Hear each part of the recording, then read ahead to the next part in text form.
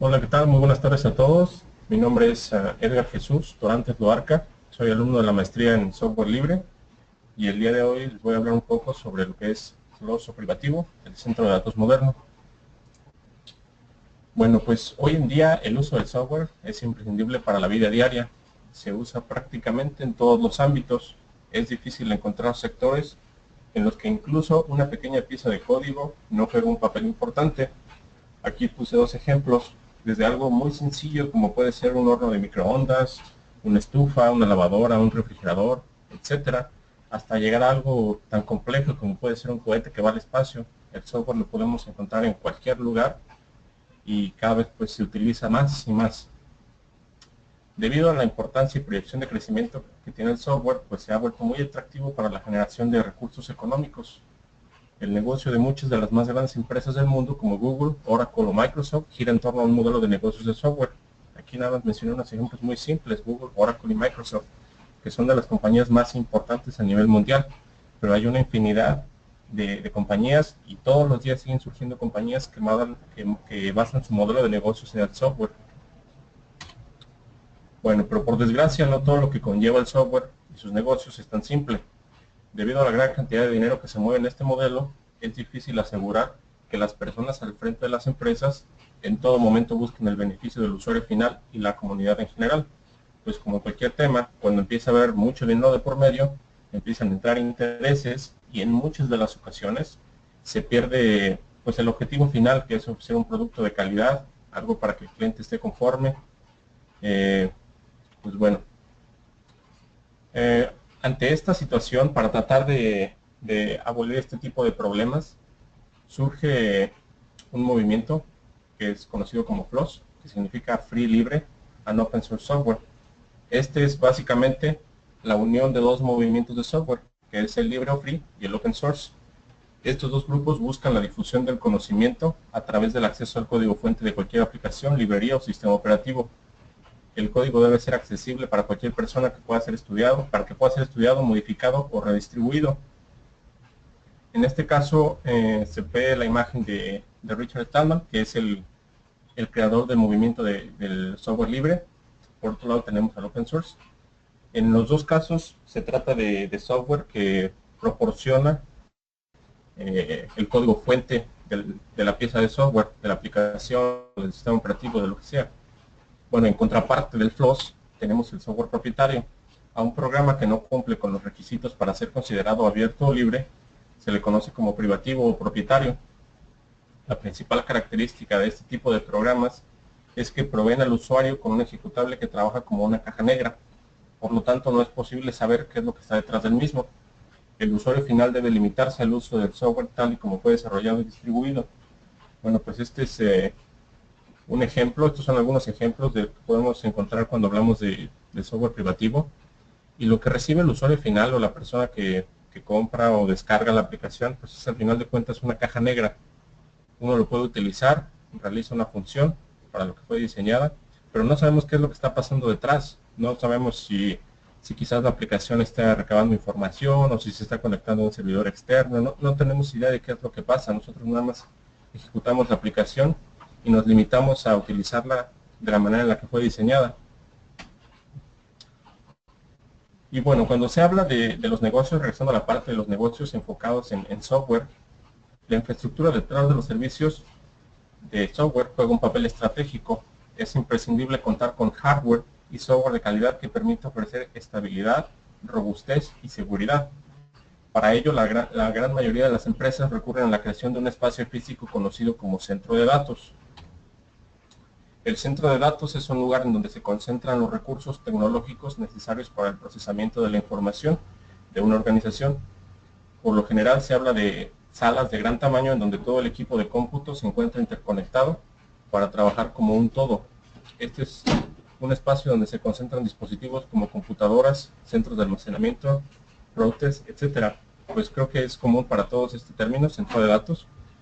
Básicamente, pues es la base, es la infraestructura que está detrás de los servicios de software que se ofrecen. En ocasiones muchas empresas llegan a tener dos o más centros de datos para ofrecer respaldo, porque este tipo de lugares, este tipo pues sí, de sitios donde está almacenado todo este tipo de dispositivos. Lo que buscan es que se ofrezca un servicio, que el servicio esté arriba tanto como sea posible, 24/7 si es posible. Entonces hay que asegurarse que se pueda tener un plan de contingencia ante cualquier tipo de problema, como podría ser un corte de energía, un evento como, no sé, una inundación, un terremoto, no sé. Para ese tipo de cosas hay que tener siempre un plan. Y cuando se habla de un centro de datos, pues es importante también mencionar el software. En este caso, todo lo anterior sería inútil si no se cuenta con un sistema operativo estable y confiable, ya que esta es la base de la infraestructura de los servicios virtuales y es el encargado de gestionar los recursos de hardware y por lo tanto proveer los servicios a los programas de aplicación de software para que finalmente lleguen al cliente. Pues sí, de nada nos serviría tener una infraestructura física muy robusta, un lugar o un centro de datos muy seguro que no tenga ningún problema con alguna contingencia como un corte de energía o algo similar. Si el sistema operativo que vamos a estar corriendo pues va a tener ciertos problemas. En este caso aquí se ve brevemente cómo, más o menos cómo trabaja un sistema operativo. Como podemos ver, en el centro está el kernel, el núcleo, que es el que básicamente permite la comunicación entre el hardware y el software. En este caso vemos que el kernel es el que establece comunicación directamente con los drivers o controladores que se comunican con el hardware, y a su vez, a través de llamadas al sistema, se comunica con las aplicaciones, como podría ser la shell, la línea de comandos, o la interfaz gráfica, que es la que la mayoría de los usuarios promedio utilizan. Y pues cuando hablamos de sistemas operativos, digamos siempre a Windows. Este programa propietario, surgido en el año de 1985, hace casi 30 años, ha sabido posicionarse como el sistema más utilizado entre las computadoras personales. Tanto así que hoy en día es visto por algunas personas como una parte inseparable de los ordenadores. Pues sí, tanto acapara el mercado de las computadoras personales, de las laptops, este sistema operativo Windows, que pues muchas personas, quizás no con tantos conocimientos, pero muchas personas ven este sistema como parte de la computadora. O sea, no hay computadora si no está Windows, van juntos. Y aunque existe una versión de Windows especialmente diseñada para trabajar con servidores, pues su uso está muy por debajo de lo que Microsoft podría esperar considerando la cantidad de PCs corriendo en su sistema, alcanzando apenas un 33% de servidores web. Este es apenas un pequeño ejemplo. O sea, la parte de servidores es muy grande, pero únicamente hablando de servidores web, pues Windows Server apenas puede acaparar un 33% del mercado, que a comparación de lo que significa para computadores personales, pues es muy bajo. Y bueno, históricamente las dos vertientes principales en el mundo de los sistemas operativos para servidores son Microsoft 2 y Unix. En el caso de Unix, pequeño error ahí, AT&T comenzó su desarrollo en el año de 1969, pero su primera versión fue liberada en 1971. Así como Windows, Unix es un programa propietario y su característica principal es que trabaja de manera modular. Bueno, pues ya quizás muchos de ustedes están familiarizados con DOS, que finalmente pues es la base de Windows. En el caso de Unix, cuando decimos que trabaja de manera modular, esto se refiere a que Unix fue construido de tal manera que funciona con muchas aplicaciones, un conjunto de aplicaciones que hacen tareas específicas muy simples, pero que las hacen bien. Esto es el famoso divide y vencerás. Entonces, lo que hace Unix es divide las tareas para que se hagan pequeñas actividades o tareas para aplicaciones, pero que las hagan sin ningún problema, que no tengan ningún tipo de inconveniente. Cuando hablamos de Unix, pues es importante mencionar POSIX. A partir de Unix han surgido múltiples y muy variadas ramificaciones que se basan en la manera de trabajar del mismo, dando lugar a la creación del estándar conocido como POSIX, que en inglés significa Portable Operating System Interface. Este define el funcionamiento del programa de tal manera que todos los sistemas desarrollados bajo dicho estándar son compatibles entre sí. Pues POSIX es básicamente un conjunto de lineamientos, de políticas, que los sistemas que quieren ser parte o que quieren ser compatible con este estándar deben de seguir. Esto es importante porque muchas de las aplicaciones que son generadas para POSIX pues son compatibles para todos los sistemas que forman parte del estándar. Entonces, pues se vuelve muy conveniente. Además de que el POSIX establece que, o la manera en la que trabaja, establece que todos estos sistemas pues son modulares, regresando a las ventajas de que del divide y vencerás, que hacen tareas simples, pero que las hacen bien. El estándar POSIX es muy aceptado y utilizado en computadoras que brindan servicios de software debido a su eficiencia, estabilidad, seguridad y manejo de múltiples tareas simultáneas. Eso es otra cosa importante. Unix fue diseñado para ser multiusuario. Muchos usuarios al mismo tiempo pueden conectarse al sistema operativo y trabajar simultáneamente. De la misma manera, Unix fue diseñado para que muchas tareas se ejecuten de manera simultánea en el sistema. No es de sorprender que a pesar de haber sido creado hace alrededor de 45 años, la base de Unix ha seguido evolucionando y aún está vigente, representando un total del 67% de los servidores web.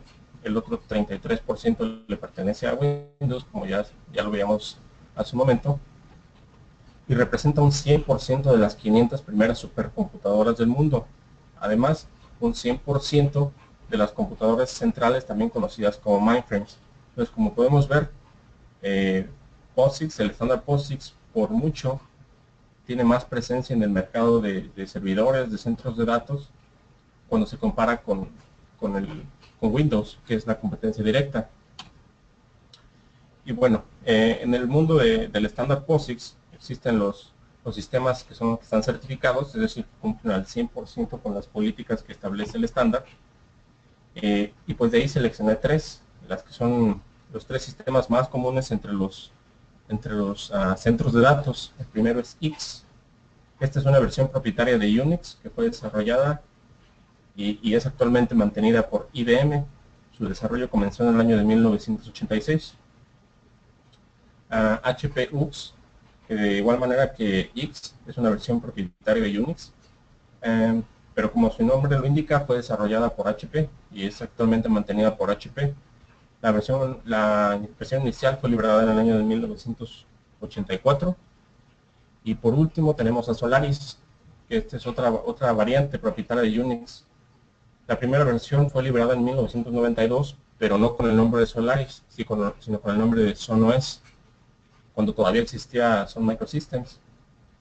Posteriormente, en el año de 2010, Oracle adquirió la empresa, Sun Microsystems, y renombró el sistema operativo como Solaris. Igualmente, en el caso del estándar POSIX, pues es importante mencionar, y ya pasando a la parte del FLOSS, no software propietario, es importante mencionar BSD. Esta es la rama BSD, es parte del POSIX, pero no está certificada porque no cumple al 100% con todos los requisitos que establece el estándar. El proyecto BSD en inglés significa Berkeley Software Distribution, fue inicialmente un derivado directo de Unix, surgido a partir de mejoras añadidas por miembros de la Universidad de Berkeley. Su nacimiento se dio en el año de 1977 y a partir de ahí comenzó su evolución, dando lugar a múltiples distribuciones. Pues sí, en aquel entonces la Universidad de Berkeley contaba con licencias de Unix, del Unix de AT&T.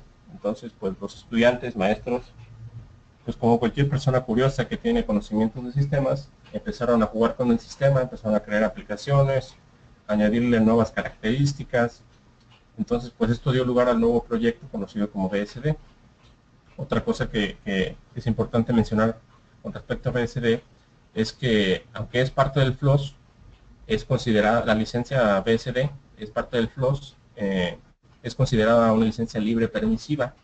Esto porque cualquier derivado de algún proyecto BSD, es decir, si alguien toma el código de algún sistema operativo BSD, lo modifica y saca su propia versión, no necesariamente tiene que ser liberado con un licenciamiento libre, puede ser propietario, por lo que no te obliga a que continúe pues la libertad o la parte de compartir el código.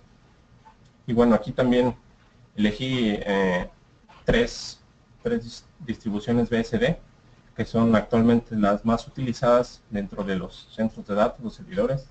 La primera es FreeBSD, Este es un sistema operativo basado en la distribución BSD 4.4. Porque además de esto, pues a través de los años, desde el surgimiento de BSD, se fueron dando diferentes distribuciones, y actualmente la más reciente es la BSD 4.4, que es en la que la mayoría de las distribuciones se basan ahora.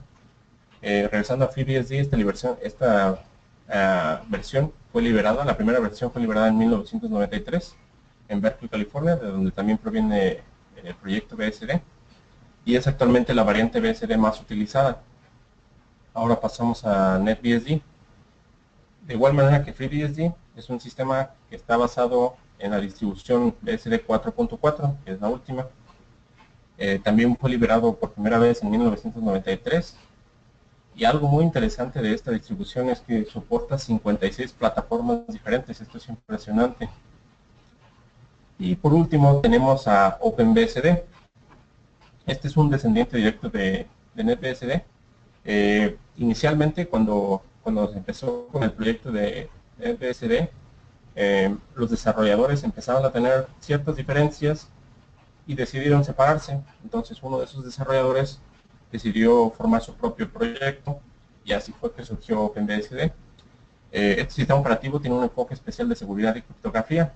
Su primera versión fue liberada en 1995, y el eslogan del sistema hace énfasis a los únicos 2 fallos de seguridad encontrados en toda su historia. Este sistema es muy interesante porque, pues como lo menciona su eslogan, toda su historia, desde que fue creado OpenBSD, apenas han encontrado 2 fallos de seguridad. Entonces, pues, aunque tiene quizás aplicaciones que pueden ser consideradas antiguas, porque para que OpenBSD acepte una aplicación o una nueva versión, primero pues hacen todo tipo de pruebas para asegurarse de que no tenga ningún problema. Es por eso que apenas 2 fallos de seguridad en ya cuántos años, más de casi 20 años. Y bueno, cuando igual mencionamos la parte de sistemas operativos y FLOSS, pues es mandatorio mencionar a GNU Linux o GNU Linux. La familia BSD no es la única que forma parte importante del estándar POSIX y el movimiento FLOSS. El sistema GNU Linux es otro importante ejemplo, muchas veces identificado como Linux. Simplemente el nombre hace referencia a 2 proyectos distintos que trabajan en conjunto. Por un lado se encuentra GNU o GNU, que es una colección de programas libres desarrollados por la Free Software Foundation o Fundación de Software Libre, que ya se mencionaba anteriormente, fue creada por Richard Stallman.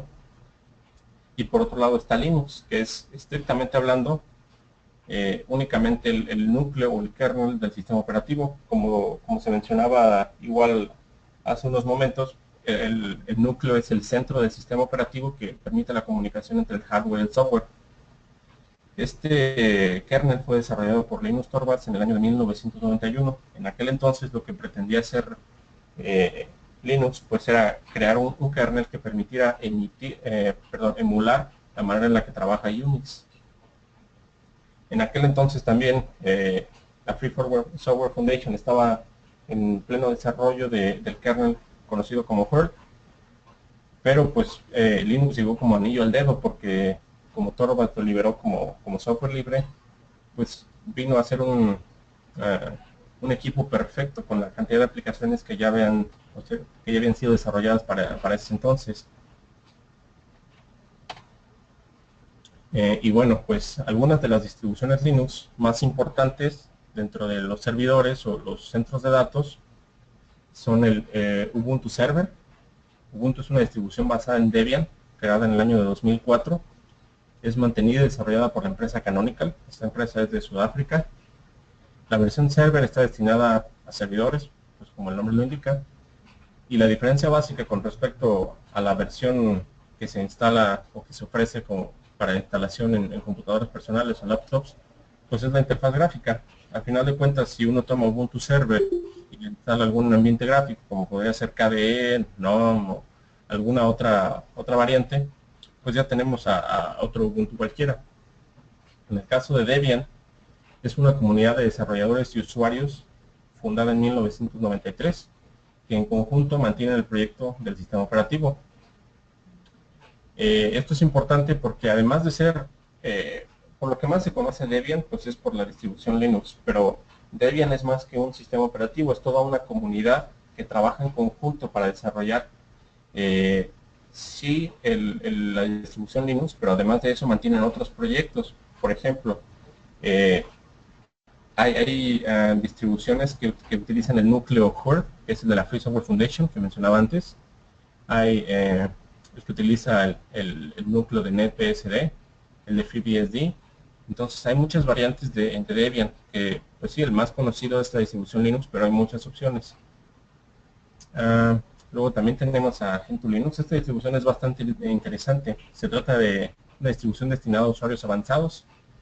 Su lanzamiento se dio en el año de 2002 y hace la gestión de paquetes de una manera similar a las distribuciones BSD con los llamados ports.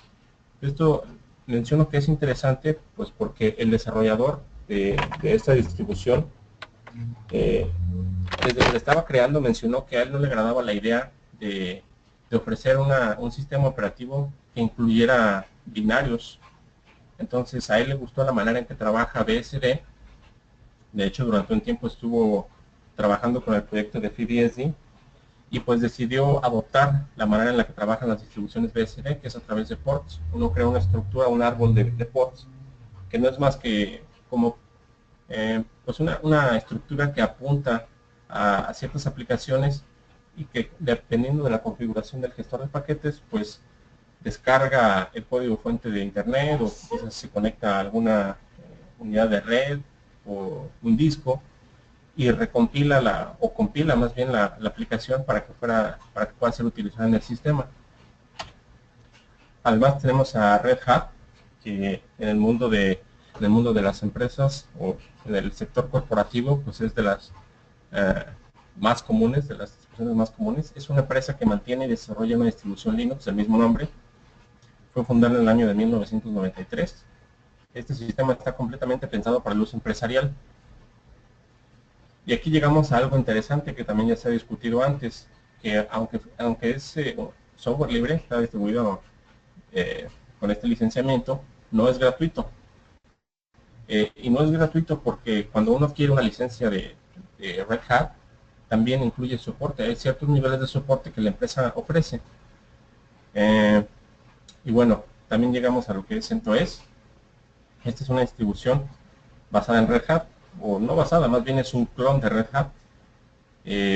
Alguna de las bondades que ofrece el software libre pues es que cuando uno adquiere la licencia tiene acceso al código fuente. Entonces a alguien se le ocurrió que bueno, yo quiero tener o quiero utilizar Red Hat, pero pues yo no quiero, por alguna cosa a mí no me interesa tener soporte, entonces pues yo recompilo el código fuente y creo mi propia versión, que se llama CentOS, y es tan importante este proyecto pues que Red Hat al final de cuentas decidió adoptarlo y son los que mantienen esa distribución actualmente.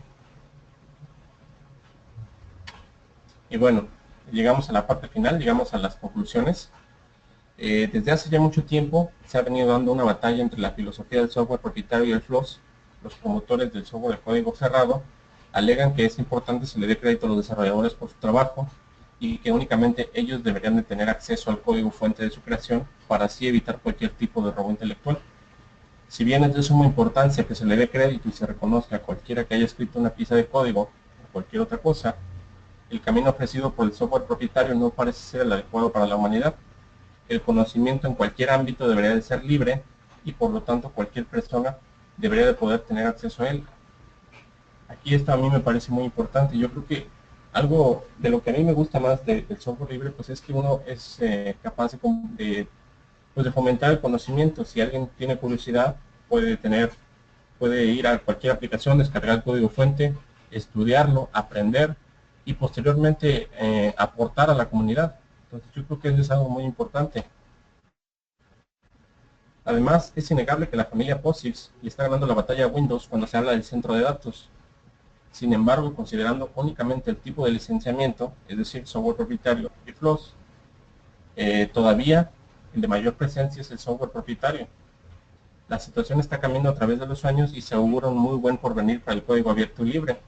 Un claro ejemplo es Linux. Si bien mencionábamos hace rato, o yo mencionaba, que en el caso de las supercomputadoras el estándar POSIX acapara el 100% del mercado, pues bueno, sí, POSIX como conjunto es el 100%, pero nada más considerando la parte de FLOSS o de Linux, pues es el 98.8%. Como podemos ver en la gráfica, es impresionante cómo ha crecido a través de los años. A partir del año 2000 más o menos se dio pues como un boom, empezó a crecer exponencialmente. Y pues esto parece indicar que se va por muy buen camino. Esperemos que esto siga eh, en crecimiento, que no se ve cómo se pueda parar, pero esperemos que continúe de la misma manera. El FLOSS está en su mejor momento de la historia y todo parece indicar que no hay manera de pararlo. Con la evolución de los modelos de negocios de software, el FLOSS viene a ofrecer un mundo de posibilidades. Además, por su naturaleza abierta, miles y miles de personas alrededor del mundo contribuyen a que sea cada vez más robusto, estable y seguro, cubriendo así los requisitos fundamentales para convertirse en la base del centro de datos moderno. Entonces, pues el software propietario es hoy el dueño del centro de datos tradicional, pero sin duda el centro de datos moderno le pertenece al FLOSS. Pues con esto concluyo mi presentación. Les agradezco mucho su atención.